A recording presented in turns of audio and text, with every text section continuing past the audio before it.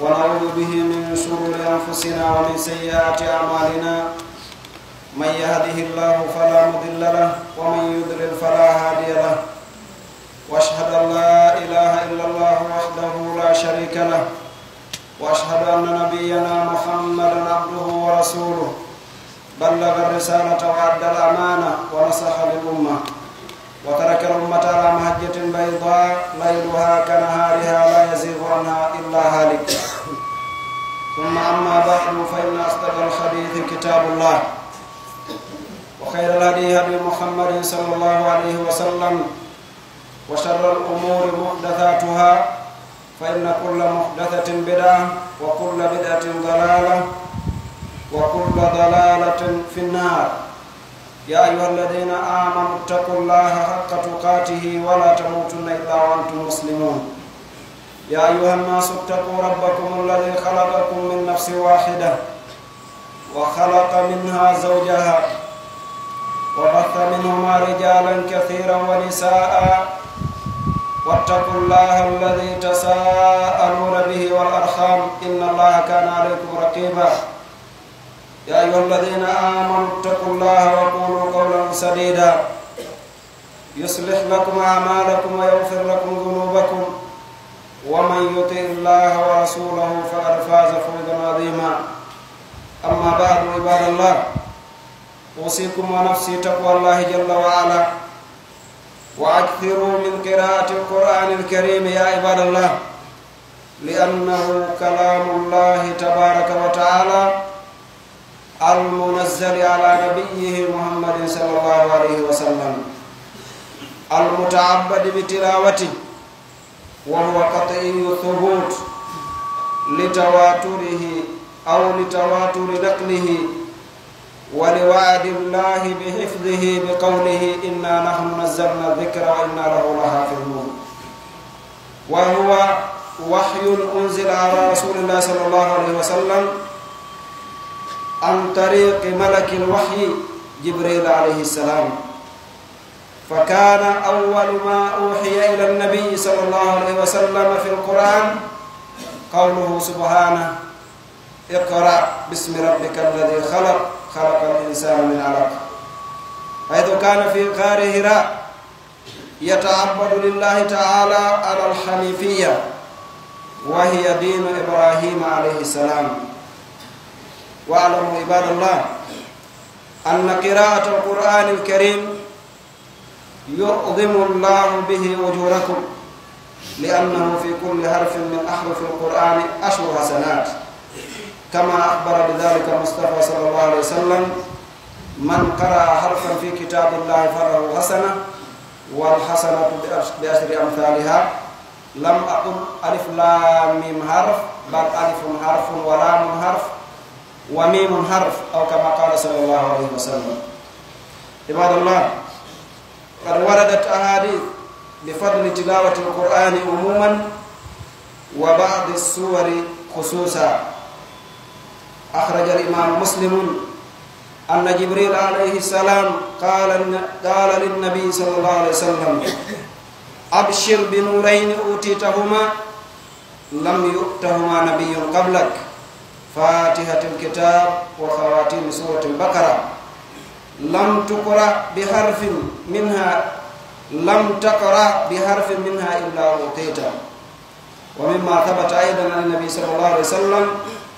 في فضل قراءة سورة البقرة قوله صلى الله عليه وسلم إن البيت الذي تقرأ فيه البقرة لا يدخله الشيطان. يبتي الله سبحانه وتعالى الله seni do waddo ko yettire tagodo ndedo tagore e nema makko den seedi to ala handu do dewal sona kanko Allah tabaaraka wa taala o kanko tu woni ko rewete o maraka fi diddo wona ka yimbe be wona ka jinnaaji din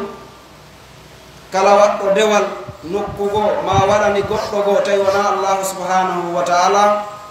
hare jommu o toñi burde mawnude den wadi non are o kafidi Allah tabaaraka wa taala ko tagi kon tay non Allah laysa kamithlihi shay wa huwa samiul basir. Allah hay hunde ko nandi e makko ala hay hunde ko yerondiri ala haray tagore nden ko jiyaɓe makko ko kankoni reweteɗo goɗɗo go tawa si jommu rewi nafaymo si o acciɗomo rewali lorraymo alamo ɗum waɗante seno Allah subhanahu wa ta'ala ɓen seritoɗo kohojo nde ɗo windere Muhammad ibn Abdullah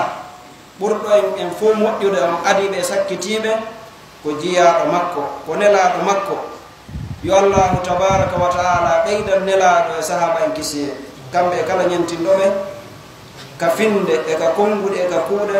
ha ko wonnen ɗo hande ha Allahu tabaraka wa ta'ala ono ndiɗo leydi e koni hoore mayri ko si ɗum feƴƴi musidɓe julɓe nene gotoɓe huule Allahu seniɗo on waɗe yamiraɗi makko ɗin woɗɗita ɗum haɗoreji makko ɗin ɗuɗɗine jangugol ndeɗo deftere Allah wiyetede alqur'anul karim deftere teddude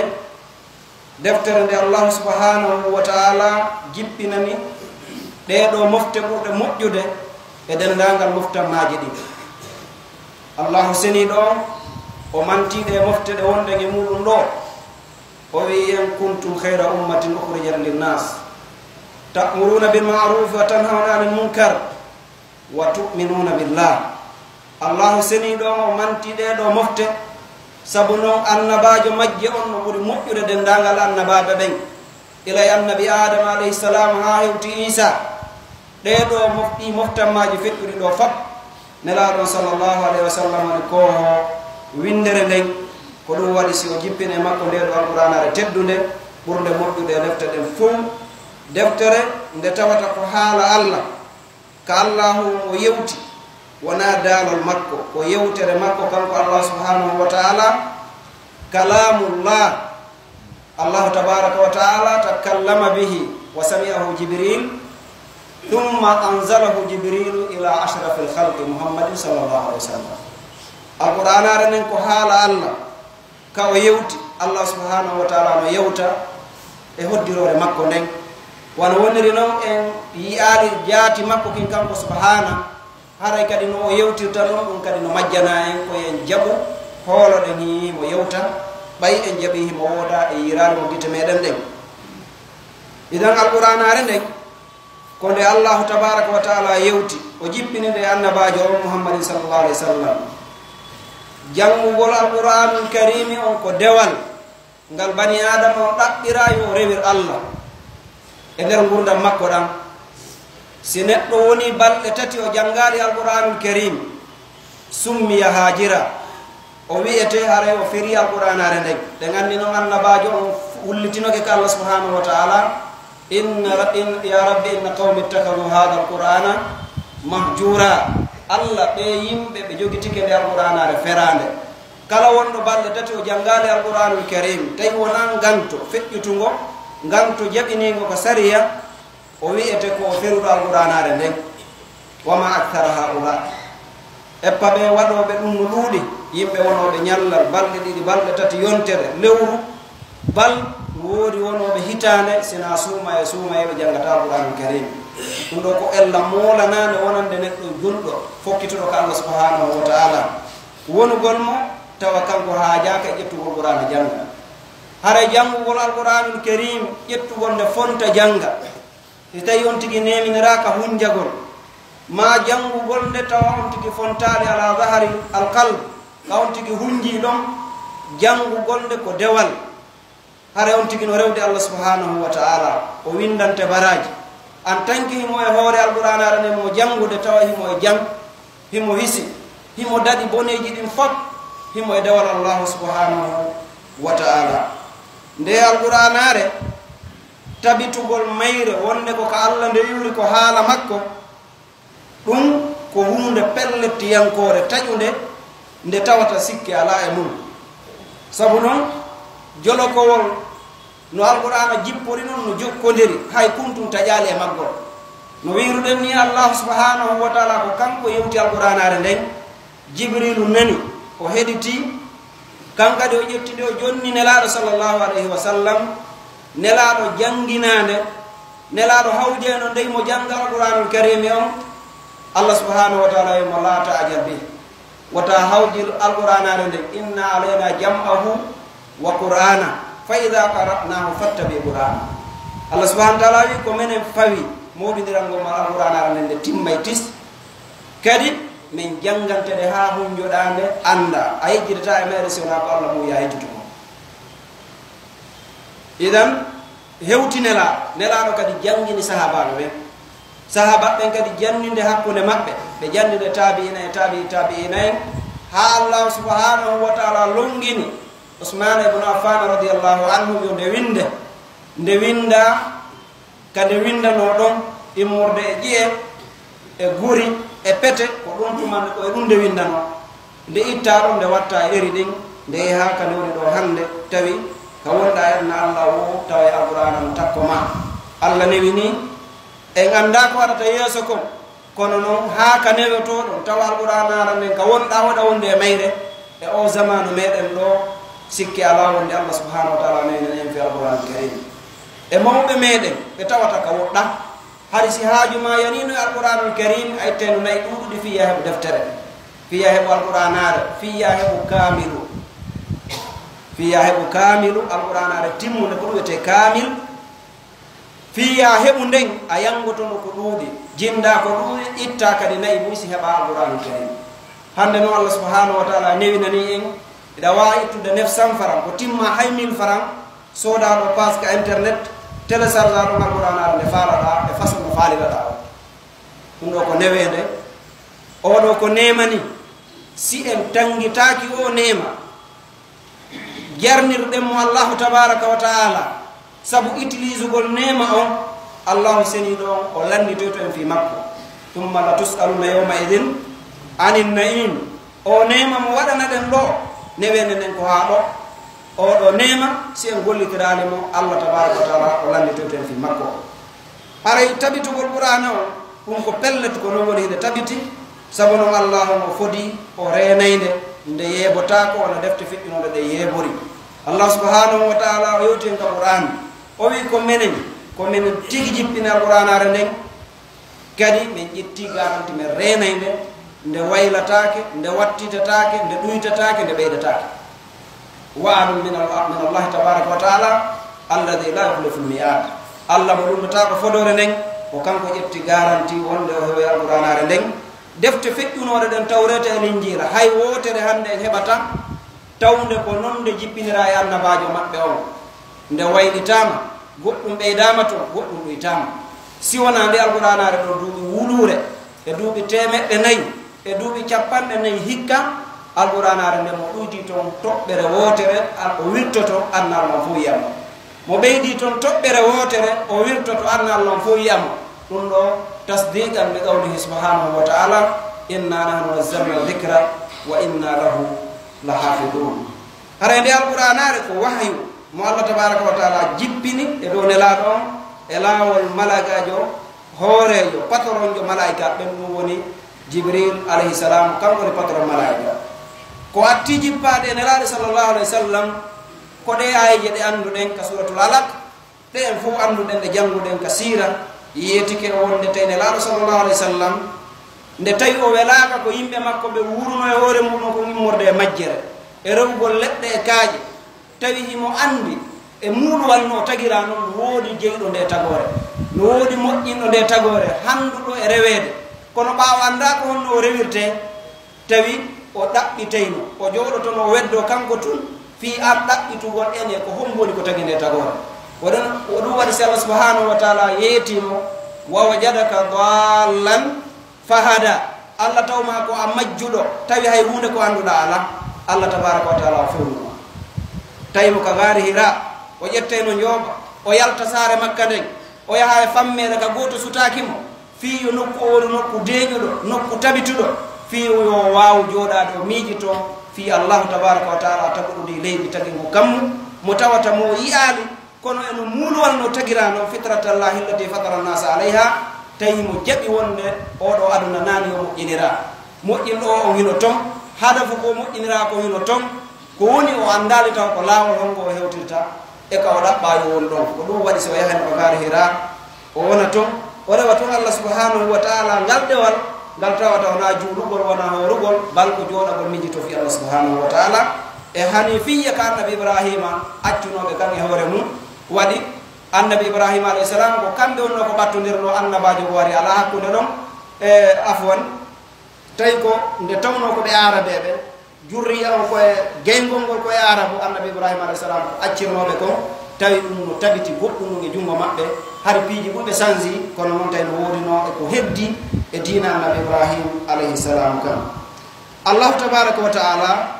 on tumo jippini ndeɗo alqouranare ɗo nelaɗo wahe o jippi e makko o hooti makkatal mukarram no alqouran o sifrani en hara jiyaɓe allah janngol alqouranul karim mawnune joddi neɗɗanke on ko allah subhanahu wa taala ɓe qati nadari ila annahu ibada tawgol ko dewal janngol qur'ana on si on ti janngi alqur'ana ne allah indene o baraji mawnude ko allah subhanahu wa taala sabu noon kala har feere e kalfe alqur'ana ɗen on tigi no mari moƴƴere ko yoɓete ko sappo wona nelaɗo sa sallam humpitiri en noon ɓe maaki noon ko wiyete har feere wona ko enen wiyeten kon har feere ka ɗengal men ay goɗɗo naɓe hal feere no majjirin mi ɗon fala yo fallita miɗo falji ɗo e hal feere fallitela hal feere firotaki ko alif goto wiyete har feere ɗum ɗo wiyete har amma ko firotokon ko kalima ko fanɗi o kalima jaa ɗo ko kalima hurufaji tatino ɗo jaa ari ɗum ɗa wawi firde ɗum kono jaa jimon ɗum a watamo firde idan neraɗo maki kala har feere nde bani adama jangi ka alqur'anu karima mari moƴƴere ko yoɓete ko sappo ko fanɗi on so tawi on ti moƴƴini anno yewno soɓe ha no allah subhanahu wa taala no sowa ɗum ha ka faala ɗon hara hadiseje buy ari tindinde ɓural janngol alqouranul karim nde fof mayre ayeje ɗon ma hadiseje ko kadi no ari hertinani corteji goo no jeeya e mum ko imam muslim yaltane en ko wonde jibril alayhi salam o anmo ka nelaɗo sallllahu alih wa sallam o wi nelaɗo weltoro annoraji ɗiɗi ɗi okkaɗa annabajo hay goto o kaka ɗin ko attima suratul alfatiha e timmode suratul bakara ɗiɗo ko annoraji ɗiɗi ɗi okkaɗa ni annabajo hay goto okkaka ɗin ko attima haray ɗiɗo ɗiɗi ɗi janggata kala ko jannguɗa e har feere e majji haray a okkete on ɗon annora mo foɗaɗa e nder majji no jeeya ko tabiti kon en alaɗo sallllahu alih wa sallam fi ɓural janngol suratul bakara kaɓe maaki ɗon ɗum suudu ndu tawata alqur'anu no janngede e mum cheytane naatata toon ɓe nganndi noon cheytane ko aduwul lana ko gaño meɗen mo tawata eɗen piiruɗude e makko huwa yarana wona hanu la nara kanko mo suti e enen en sutaki mo joni noon so tawiɗa piiruɗude e gaño ma ɓurɗoma doole ɓurɗoma armade tawi ko an o yamira ya an kippir a heeɓi ko wiyeteɗa ya a waɗu si a waɗi ɗum noon an e makko on woɗɗodire o nattaka wonɗa ɗon hara gonɗum habbotoɗa hara ko yon tigui waɗu ɗum si on ti jangi alqouranul karim on kala suudu makko mari moƴƴere kono tenti suratul bagara suudu ka alqouran bagara janguete cheytane suusata naɓde toon tawti noon adkare ji ɗi anduɗen ɗiɗi nelaɗo sa sallam on bide yon tigui jangol ni mo yalta enne mo naata ka galle makko ɗin ɗo wona sabu ha cheytane woɗɗito ka nder galle si cheytane woɗɗitike toon dewe maɗa ɗen ɗe hisay rewa allah ko selli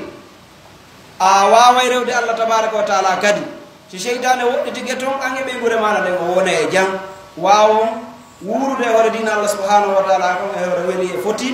tawa e bone natali ka nder galle ɓayde gandi cheytane ka wonanta e wowo ko tawata moƴƴanta en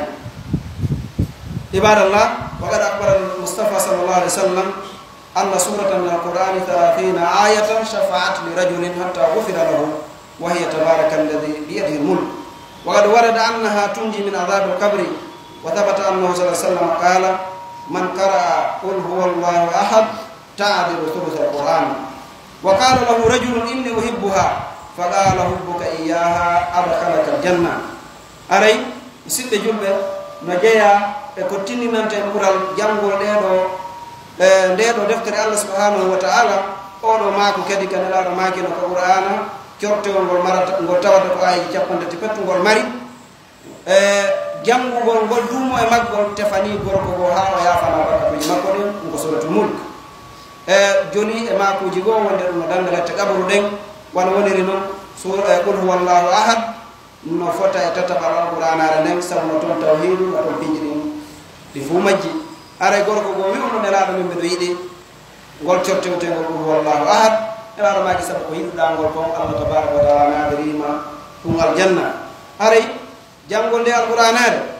no hattojini yo taw hara jommum emo laɓɓinade Allah subhanahu wa ta'ala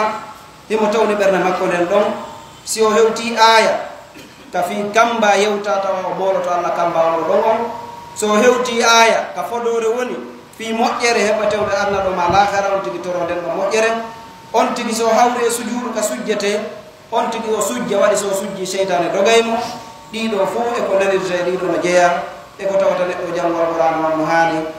wattande yile mum o tasko nde mo janngo alqur'an arantano janngo to wurfi o feƴƴu balko yo janngo fi yo nasbitor yo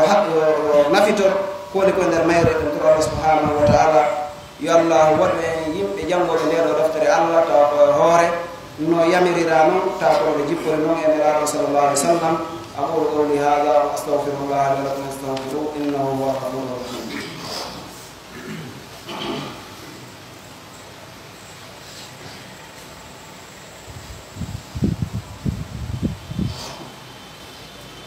الحمد لله رب العالمين الحمد لله القائل إن قوم اتخذوا هذا القرآن مهجورا أشهد أن لا إله إلا الله وحده لا شريك له وأشهد أن محمدا عبده ورسوله صلى الله عليه وعلى آله وصحبه وسلم تسليما كثيرا أما بعد عباد الله واعلموا أنه مما يجب الاعتناء به احترام هذا القرآن الكريم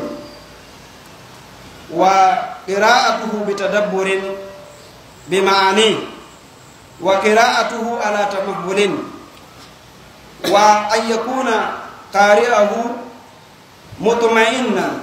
بالغ في قراءته لقوله تبارك وتعالى فقرأوا ما تيسر من القرآن أرى مسيب جلب يتي الله سبحانه وتعالى الله سني دون ويدو يمبي أم من جوغي تكندير القرآن على فرانه en seri to ala rewtede goma sena kanko Allah kanko tumara ka fidiɗɗo en seri to annabajo tedduɗo ko jiyaɗo makko ko nelaɗo makko yoɓa ɓeyda mo kisiye kanko e sahaba ɓen e kala ñamtiɗo ɓe ha tawo ngal daro si ɗum feƴƴi jiyaɓe Allah haray ande janngol alqur'anare nden no jeeya e ko haani e mum toppitagol nde teddina nde jogitode no nde haani jogitorde noon tawde jummum ɗo hino jannga nde tawa deeƴere no ton tawa ɓernde nden no tawa tawa nawon tigi no janngude alqur'anare nden ɓernde nden no nokku goo fi yo o waawu addugol ma'anaji alqur'an kon janngude kon yamiroje kon nder ton kon tawa faamay o wona pere gollitirgol haɗoreji ko won ton kon tawa o abdeyɗi nde himo jannga ɗum ɓernde makko nden annda fi yo woni pere woɗɗitagol ɗum oya to haa o janngirande kadi no nelaaɗo sallllahu alih wa sallam janngireynode noon no nde jimpinira noon e maɓɓe tana faale makko on na no faaliramo janngirtande ɓe nganndinode gandal ngal tawata ko ngal ɗon kippi fino alqur'anare nde janngirten no selliri noon gandal wiyetengal tajwide ngal on tigi wiyeto ko fanɗi o heɓa seeɗa e maggal fi yo waaw janngude alqur'anare nden no nde jippinira noon tawa kadi nde himo jannga nde tawa himo deeƴi tawa koye nokkure kadi deeƴunde so tawi ɗum newike tawa kadi koye hoore laaɓal tawa mo salligi ko ɗum ɓuri moƴƴude si tawi on tigi janngi nde hoore mo laaɓi ko ɗon baraji ɗi ɓurata timmude yo taw kadi alqur'anare nde no jange tawa jommum himo yankinani allahu tabaraka wa taala ibadallah inna hada alqur'ana yahtawi ala 114 sura kulluha salihatun lilqira'ati fi salat wala yuhdaru qira'atu ay ayatin aw suratin min amma ma warada fihi min tahdidin aw la'nin aw wa'idin fa innama hiya liman waradat fihi wa mithalu dhalika suratul mutaffifin نزلت للتجار الذين يطففون ويبخسون أشياء الناس وسورة المثل كذلك الذي نزل في عم النبي صلى الله عليه وسلم على لهب فهناك بعض الناس لا يقرؤون هذه السورة في صلاة فهذا أمر لا يجوز بل يجب على كل مسلم أن يقرأها لأنها من سور القرآن الكريم هذا مسيب جلبة أن دين القرآن هذا كوي تشورتي بوين وني corteji temedere e goɗɗum woni alqur'anare nden ɗiɗo corteji fof no moƴƴani janngugol ɗi foti ka nder julde ma ka ɓaawo julde nden haray goɗɗo sakkatake e janngugol cortewol ma corteji e nder julde makko nden ma aya e ayaji alqur'anare ɗen amma noon ayeji arɗe ma hadis e onno corteji arɗi tawa kambano e majji ma kuddi tawano e majji ɗiɗo sakkotako neɗɗanken e janngugol ɗi ka nder julde makko ɗiɗo ko ɗi jippi ko e moɗi kambirana on ma moɗi huɗi on hassatan ɓi ko kanko ɗum woni ko hettoni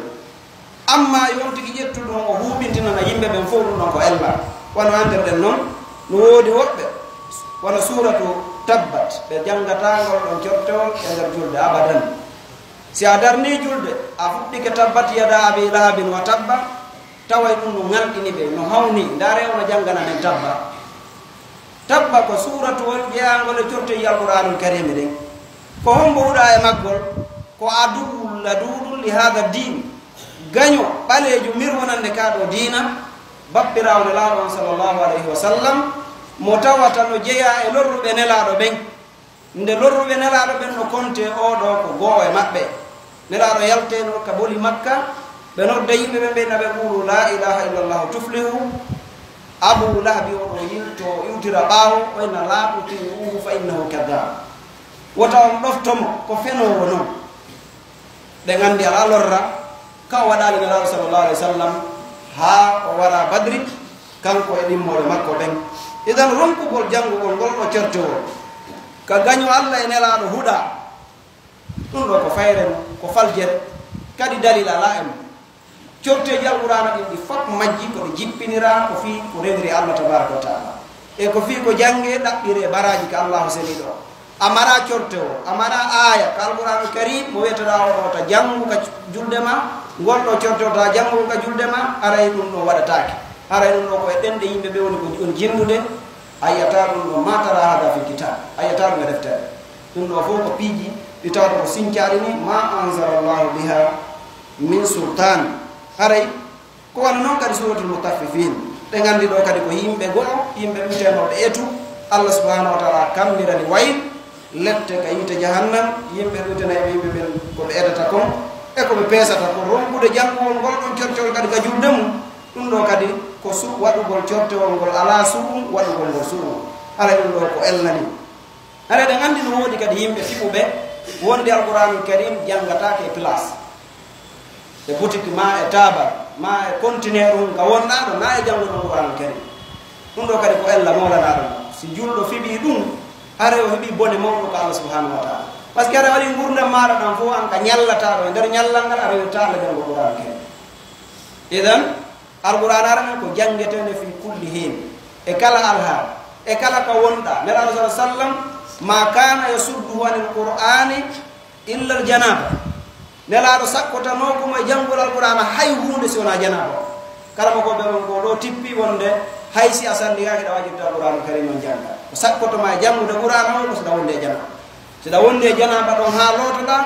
dagotako ka alqouranare nde meme dagotako kadi kade jangge ayeje mayde on a janngataɗa hiɗa wonde e janaba ha lotoɗa amma ko hina ɗum ɗo ko waktuji ɗi ndi fap majji e kala ka wonɗa hiɗa wawi janngude alqouranul karim si wona taw hara ko ka nder hurgo ka tawata ɗo no ittintina ɗo on inde allah jandatake to ko wondi e inde allah naɗidatake ka nder hurgo hare ko ɗo on amma nokkeleɗi tiɗɗi si wona hara kadi ka tummo ñoogue ka tawata ɗo on fof no andi ɗo ko nokkure ñiddude nokkure saltude ɗo kadi teddinde qouranare nder ɗum ɓe janngude nder ɗo ma nokkeli ka tawata ko fooli fe woni toon jimɓe tappe ñama kala no sooƴa ɗo kadi janngol alqouranare nden ɗo kadi ko hoynugol nde ɗo kadi on tigi woɗɗito o teddinira alqouranare nden ronkude janngude nde ɗi nokkeli amma ko hina ɗiɗo ko hare neɗɗanken ko jannguɓano ka o woni o o fiɓa ka woni wadde kon wonde ko dewal o fiɓa ɗum ka ɓerde makko taway mo anni ko woni wadde ɗo kon ko dewal allah tabaraka wa taala ono rewde o hasbito ɗi baraji fodaɗi ɗo harfere ɓe moƴƴere wotere moƴƴere ɓe sappo sa ƴettiɗo a janggi jusu a anda ko baraji jel wonɗo par ce que sa inni ɗo a ƴettuɗo machine calcula ko kalfeji jel woni e nder jusu no gasa konte ɗo ñallal ngal foto kandude ko jel ɗum ɗo ko baraji wonɗoni ka allah tabaraka wa taala julɗo no hani heɓde hisbe ko wiyete kon hisbe ma wirdu ko wiyete wirdu ma hisbe ko neɗɗanke iltasama bihi an yaqrahu fi nahari tawayɗa décide e nder gurdam maɗa an kadi a waɗanay ɗum ɗo allah tabaraka wa taala a waɗanay ɗum ɗo ka kees kondane ma ñande ɓe ñande mi heɓanayi allah sengo ɗero alala kal tawa ñande ɓe ñande siko contenaire ma jippi siko ka duwañi ñalluɗa siko ka police ñalluɗa siko ka guesa ma ñalluɗa siko ka atelier siko kiliya ñalli arde tawa tasimu bihi tawa ñande be ñande heɓana e allah sengo ɗere ko fanɗi ma ɗum nisfe ma ɗum jusu ma ɗum hisbe tawa oɗo hiɗa ƴettani allah ñande be ñande mi heɓana e allah ɗum ɗo e nder ñallal etoɗa ɗum ɗo wona woni hisbe ma no wiyete hisbe ma wiye wirdu al yawmi lil qur'an karim julɗo no hani heɓude ɗum ɗo ɓe andi noon ko ɓuri moƴƴude e golle hayrul amali adwama wa in qal ɓuri moƴƴude e golle ko duumaɗe mum ne hay so tawi ɗe fanɗi idan ha ya ƴettu ko tawata sa jangi hande ƴettaɗo janga jusu ɗiɗi tawana ɗo lewru lebbi ɗiɗi a mema ɗum ɗon ko enno eto ndaara ko tawiɗa ko a wawa yadude activité ji ma ɗin ƴetta ɗum ɗon tawa ñande be ñande imma a janga ɗum ka suudu si yalta ma janga ɗum ka hoore lawol nde ɗa ara ma janga ɗum ka oto ma ka hoore motoru ma si a hewti ka place a jangay ɗum ɗo si uddita ma sa udditi e tikoje a jangay ɗum ɗon ma sa juuɗi fana ka juuɗiɗe a jangay ɗum ɗon si yalta yaha ala kulli haali yo ɗaw ɗon ñallal maɗa ngal ɗa mari wirdul yawmi lil qur'anil karim ko tawata ɗum ɗo a jangay ɗum ɗon ko maɓi ɗo sowona taw hara satti ha satti tawa ala nokku ka rewe a ron ko heɓude tan few ronka jangude yoɓitoya ɗum ɗon jemma ma jangude idan ara juuɗo no hani heɓde ɗum e nder ñallal ngal o continue yari ko fanɗi woɗo ko fanɗi on tigi heɓu ko jangi e nder ñallal to on ñallal few 24 heures wona jemma nañaron ame mala alquran karim imma jangugol nde ka fontuɗa ɗon ma jangugol nde ka huñƴiɗa ɗon nono hanani kala julɗo etuɗen kadi qur'anare nden tawa ko jangirtede ko ɗaɓɓugol lahara o ɓayɗen andi no woodi jogitiɓe alquranare nden ko ɗon woni gesa maɓɓe mba ko boutique maɓɓe on noon no woodi ɓen jooɗiɓe ɓe tawata hiɓe habbi tun ɓe tuɗi numru tun kaɓe luweteɓe naɓeɓe jangoye alquran karim ɓe jonne 500 000 ɓe jonne 2 millions sabu ummorde hottugol uddutugo on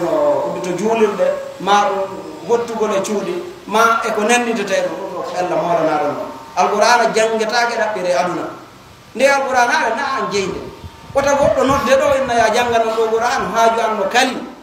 mi faala yo haaju on kalto halɗon ɗon fotton ko jeeru o yoɓatama janganama fi on haaju hunto ɗum na jungo ma woni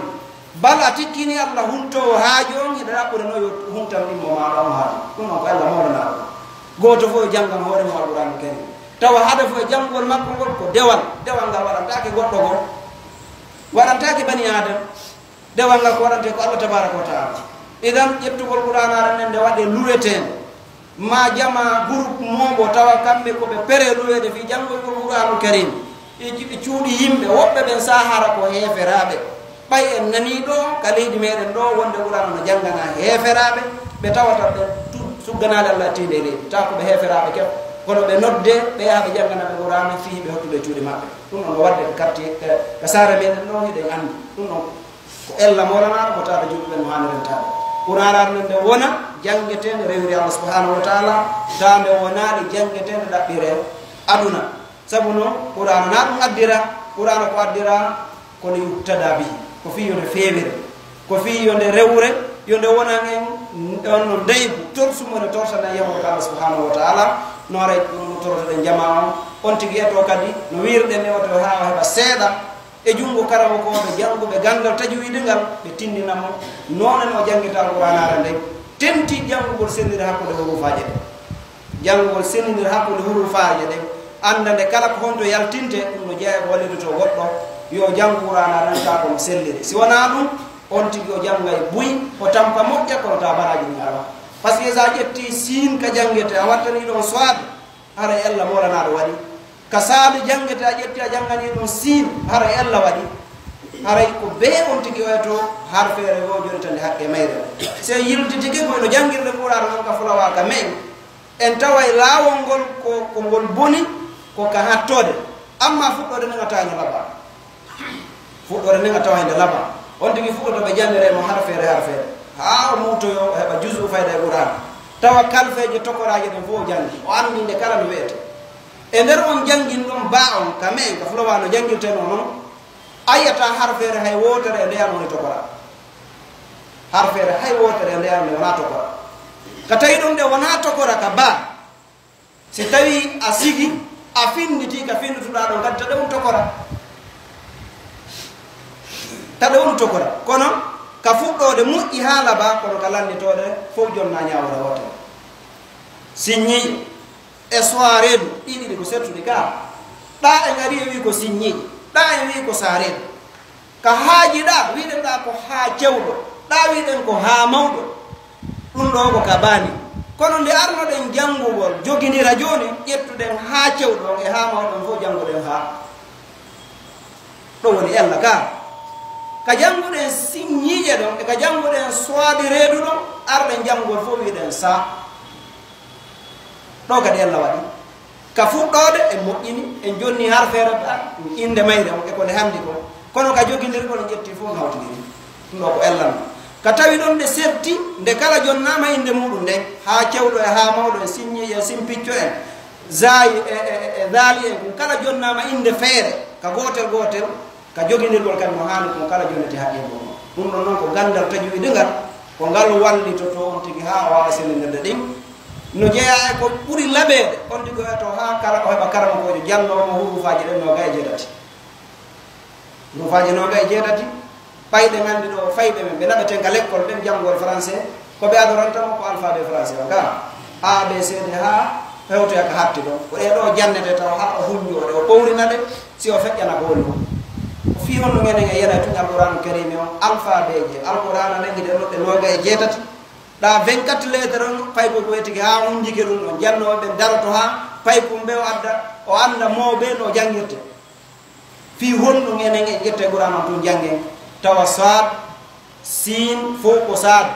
fof ko hunde wadere jangete ɗum ko ellan idan eto ɗen ha jange hurufaji ɗen noga e jeetati anden nde kala ko honto nde yaltata ko honno nde yaltirta si en fokkiti janngol qur'an on en tawayno newi inchallah tabaraka wa taala en tori allah seninani yo allah suko en janngol qur'anu karim yo waɗu en janngoɓe deftere allah nden tawa ko anniye dewal yo waɗu en janngoɓe alqur'anare nden tawa ko anniye fi fewugol yo allah waɗu en janngoɓe alqur'anu karim tawa ko ɗaɓɓutugol yamiroje ɗen to waɗa yo allah waɗu en janngoɓe alqur'anu karim on tawa ko ɗaɓɓitugol haɗoreji ɗin acca waɗi ko nafoore nden ni so tawi ɗum ɗo waɗale ara e nafa ko janngol alqur'an haala sa jangi qur'anul karim tawi yamiroje ko yamira toon kon a watta haɗoreji ko haɗa toon kon a accata hara yanga jangi qur'an kono nde nafaani nafa kam fof ɗon ko hara jangirde no ne jangirte noon tilawatan wona noon ta'abbudi heɓa baraji ko jannguɗa ko kono amma gollitirgol nde tawi noon ko nde addira ko nde gollitira ɗum noon heɓa no hara heɓare e faɗi no jeeyanoy ko wallitoten ɗum ha ɗum wona eto ɗen ha ɓawno jannguɗen ƴiyeɗen firen kadi ayje ɗen e haala men kam ɓay ko nde jippina ko qur'anan arabiya ko nde jippina ko qur'anare alqur'anare arabuyankore joni noon enen lasna arabiyun enen na en arabuɓe idan fiye en faamo ko woni nder ton kon ko ɓe janngino ɗen nde firten nde haala men kam sen firti e haala meɗen kam on tuma ko yamira ton kon en anday on tuma waɗen ko haɗa ton kon en anday on tuma woɗɗitoɗen kono sen firali nde ɗum ɗo e wawata joni noon no woodi woɓɓe koɓe pere janngol qur'an on kono noon ɓe wona pere firigol nde woɓɓe ɓen koni hadde firirande kota ɓe anndu ko yamira ton kon sakko ɓe ronka wadde ɓe nanngoye wota ɓe anndu ko haɗa ton kon ɓe ronka accude fii wota ɓe nanngoye tawi noon ɗum haɗata nanngoyeɗa sa ari ɗo laawol no woodi no janngira karama koɓe jannoɓe no woodi hiɗa mari haqqille ɗen bonaɗe a salike janngude fii wota anndu ko yamira ko waɗa fii wota anndu ko haɗa kon acca yawmal qiyama ko a nanngoyteɗo ko a saliɗo are fof mo waɗaɗa idan ko labudda wakkiɗo ɗen ɓaɗuɗen karama ko ɓen jannguɓe ngal gandal ɗon fof waɗen ley koyɗe maɓɓe haaɗen seeɗa duuɓi ɗin towigo on tigi heɓata ha o yaltoya kono noon o heɓay ko feƴƴindira ka o heɓay ko feƴƴindira idan wakkiloɗen no noon wota duuɓi sappo en ɗum wota mbuuɓi sappo en ɗum wota jaahu sappo en e ɓaɗagol karama koɓe jannguɓe ɓurana ɓen ɓe holla en no ɓurana janngirte ɗiɗo fof wota sappo e neɗɗo si a windanama ɗo lettre tawi ko sino wawa nder to tenti hannde ko arna on fewndi ɗo wonɓe yahude sin ɗo soodo e makitiji sinowaji on falƴi toon o windanima pakil liste ma o addiɗo tawi ko sinowa o windi tawi wona e ko haala ka woɗa kam mbedde français ma ko jonata goɗɗo jannganama idan ko labudda jomma janngoɗo sinowa o jannganama anda ka alqouranare nen ko riide addirana en ko lettere moni mo addana ɗen enen julɓe ɓen ko labudda ɗaɓɓiten karama koɓe jannguɓende ɓen janggen anden koɗi toon kon fi wawa wadde ko yamira toon ara ko ɗum totoɗen julɓe ɓen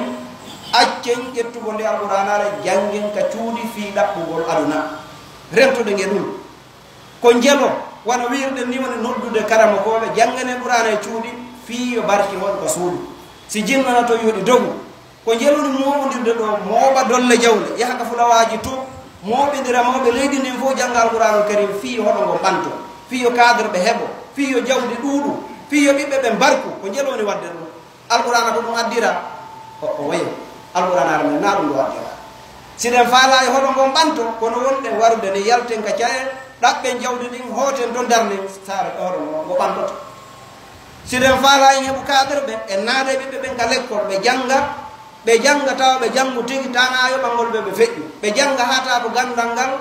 woni ko e maɓɓe tawa on tuma ka gandal golla tawa ɓe heɓay poste on tuma e heɓi cadre kono qur'ana o moɓudire jangi nayi hirse maaro ñaame fii hoɗo ngo ɓantu yo leydi ɗi yaaru yeeso ɗum ɗo ko ella molanaɗo noon ɗum ɗo ko ñaamirgol alqouranare men karama koɓe jangoɓe ɗum ɓen no mari bone ka allah an nodduɗo ɓe hiɗa mari bone ka allah tabaraka wa taala on fo moɗon ɗon kambana alqouran naɗo gaddira sira faala ya daɗɗu an e ɓeygure maɗa nen ka galle ma a wakkilo to an e ɓeygure men janggo qouranul karimi on gollitiro allah dandama bone kori ka nder galle ɗe ɗum ɗoni nafoore amma ya noddo goɗɗo to yo aro jangane ɗo o yaha e nder leere goto leere ɗiɗi taɓe jippini qurana ɓe yehi qurana nani jangira ara noon rentoɗen e ɗum etoɗen waɗen ko tawata nafay ko to en jaɓu gollude tun fi woni en golli fi ɓay kaari en no gollude ma kaari en ko ɗum waɗi kam ɓende ɓen no hottuno ko ɗum ɓe wallita kala mo kaari ngam o jangane ɓe ila ɓe naati ɗo waɗa waɗama ella molanaɗo noon ko ɗo waɗi ɗum toro allah subhanahu wa taala yo hisi en aqulu qawli hada wa astaghfirullah li wa lakum astaghfiruhu innahu huwa ghafurur rahim ربنا آتنا في الدنيا حسنة وفي الآخرة حسنة وقنا عذاب النار ربنا هب لنا من أزواجنا وذرياتنا قرة أعين واجعلنا للمتقين إماما سبحان ربك رب العزة عما يصفون وسلام على المرسلين والحمد لله رب العالمين